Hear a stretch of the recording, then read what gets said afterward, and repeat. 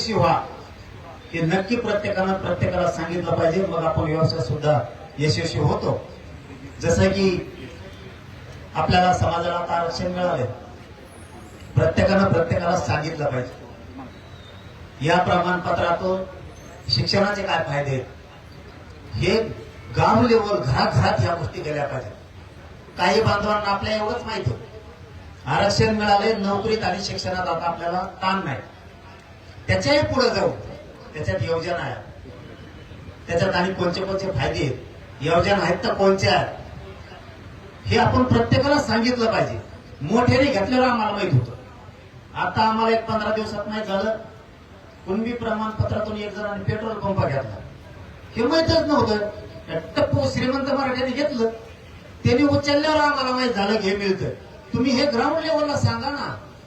आणि आपल्या बांधवांना सगळ्यांना आज या माझा गावातून सांगतो, ओबीसीला कोणत्या योजना आहेत ना, हे एकदा आपण सुद्धा तक्ता काढून घ्या, म्हणजे आपल्या गोरगरिबांना माहिती होईल. घरकुल आहे का, पंचायत समिती जिल्हा परिषदच्या काही योजना आहेत का, राज्याच्या केंद्राच्या सिंचनाच्या कृषीच्या काही योजना आहेत का, हे पूर्ण माहिती आपल्या घराघरापर्यंत गेली पाहिजे. म्हणजे आपल्या समाजाला माहित होऊन आपला समाज त्याच्या सुधारणा होईल. शिक्षणात नोकरीत तर आपण आता ताकदीनं राहत, शिक्षण तर घ्याच, ही माहिती डबल बोलत होता. पुन्हा बोललो डबल ते शब्द बाहेर फेकीत तोही उदरी राहणार नाही. नीट आवाज देव, त्याचं टेन्शन घेऊ नको. आणि हात लावले तुम्ही लय उधार देऊ नका, नाही तर लय अवघड होईल. आणि रोग गेला की जा. सगळ्या राजकारणी मराठ्यांनी दबासलेले नुसतं ध्यानात जरी घेरलं, याची जेवायला जायचं तरी त्यांचा मरणाचा धंदा चालत. मरणाचा धंदा चालत बंदच नाही पडणार. फक्त जाताना उधार ठेवून देऊ नका. तुमचा तेवढा धक्का असतो निवडणुकीच्या काळात. जायच्या धाब्यावर मेलं, धाब्यावर मेलं, तुम्ही सापडत नाही त्याला. असं काय करू नका, कारण त्याच्या विचार तुमच्या मागे हिंडू शकत नाही. तुम्हाला 50 लोक पाठवायचे, 10 गरीबाचं पोरग व्यवसाय करताय म्हणून आधीच पैसे पाठवायचा, म्हणजे त्याच्याकडे उतरी राहायची नाही. नुसतं मग त्याच्याकडे व्हायची यादी. एक जण यादी वसूल करायला आणि एक जण पेट्रोल घालून थकला. असं नको व्हायला. कारखान्याचे उसाचे पैसे राहिल्यासारखं आमच्याकडे कारखाना आहे, लोक रोज माझ्याकडे येते. आता का कारखाना आहे का काय, यांनी आधी ऊस देऊन बसले, त्याला ते उसावरच गेलं पळून कारखान्यावर. आता त्या साखर आयुक्ताला त्याला सांगून काहीतरी कुठाना करावं लागेल. गुळावाले करायचे, साखरेवाले येत असले तर गुळावाले येत असले काय दोन्ही झाडायचे नाही.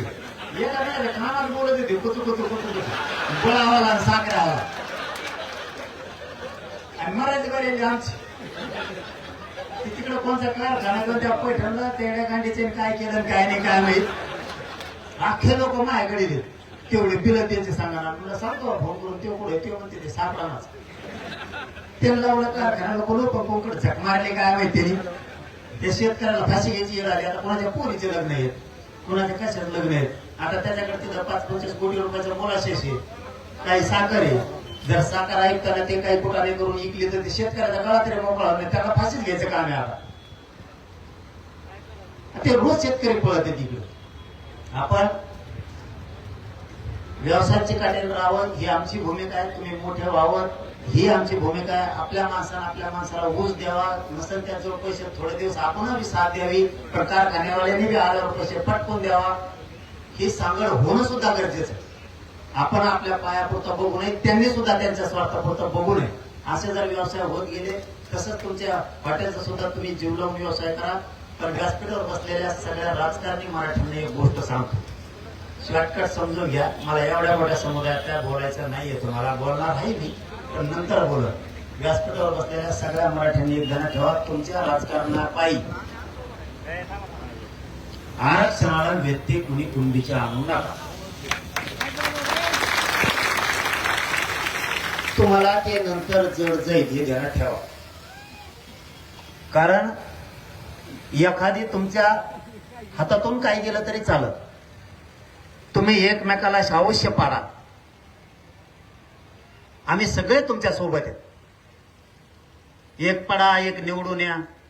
पण तुमच्या पाडापाडीच्या नादात आणि तो महाकार्यकर्ता नाही ह्यो महाकार्यकर्ता आहे ह्या नादात तुम्ही फक्त आरक्षणावरती विषय आणू नका. तुम्ही अवश्य म्हणा ह्यो आपला विरोधक ह्यो पडलाच पाहिजे पाडा. आरक्षण ही समाजाच्या लेकरा बाळाच्या भविष्याचा विषय झाला. त्याचं तिथं भविष्य घडतंय. आरक्षणातून जर एखादा माणूस कुठं लागत असेल तर त्याच्यात कोणत्याही पक्षात असलेल्या मराठ्यांनी राजकारण करू नका.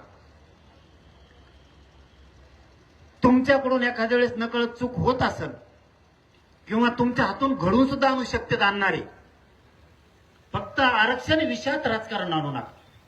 एखाद्या वेळेस तुम्हाला चुकीची माहिती दिली जाते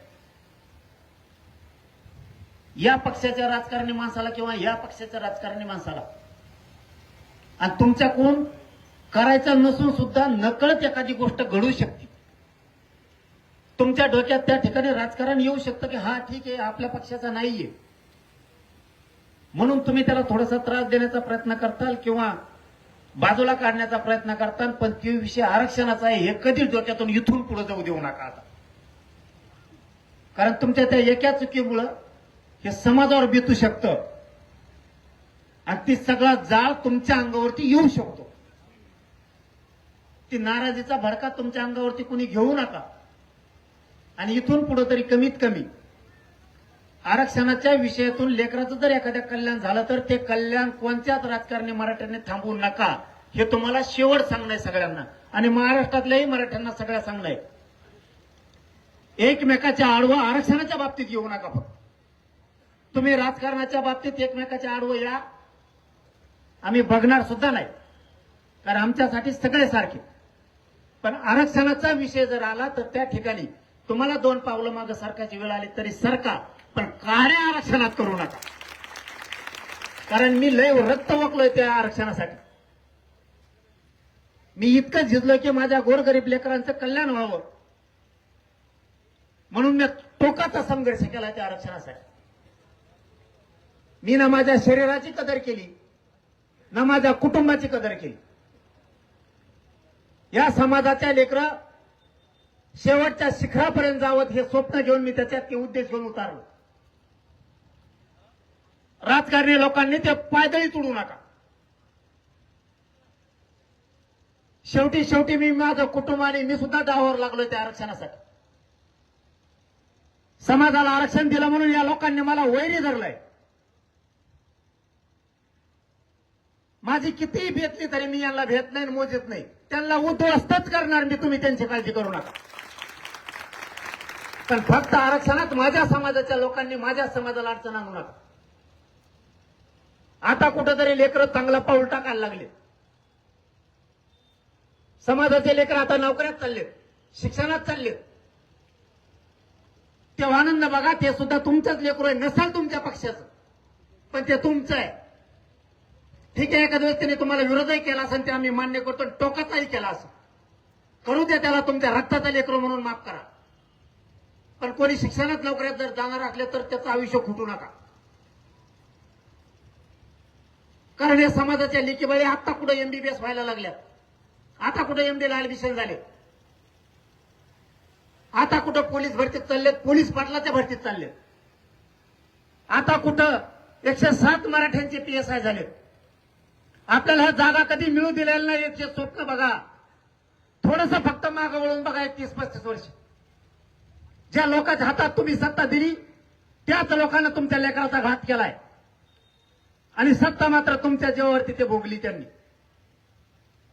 आता कुठंतरी पोरं आता पुढे चालले. आपल्या एखाद्या चुकीमुळं आपल्या समाजाच्या लेकराचा आयुष्य अडचणीत नाही आला पाहिजे.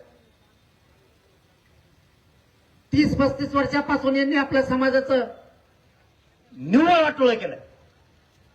आपण फक्त भावनेच्या आहारी जाणार आणि आता ते जरा बंद करा. भावनेच्या आहारी जायचं थोडं बंद करा. जसं बाकीच्या त्या लेकराला आरक्षण मिळावं मोठं मन आपण ठेवलं, आपल्याबद्दल तसं मत कोणाचं नाहीये. आपल्या लेकरं उंचीवर चालले नाही सहनवर. यांचे शेकडो PSI झाले, हजारो PSI झाले. आपण सुखानं आनंदानं बघितले. आपले 107च झाले. आणि यांना जळू देऊ. तुम्ही किती जळू द्या, आणखीन 5 ते 10 वर्षात तुम्हाला 1,500 पोलीस स्टेशनवर PSI दाखवतो, थांबतच नाही. तुम्ही किती म्हणा, तुम्हाला महसूलमध्ये दाखवतो, जलसंपदा दाखवतो.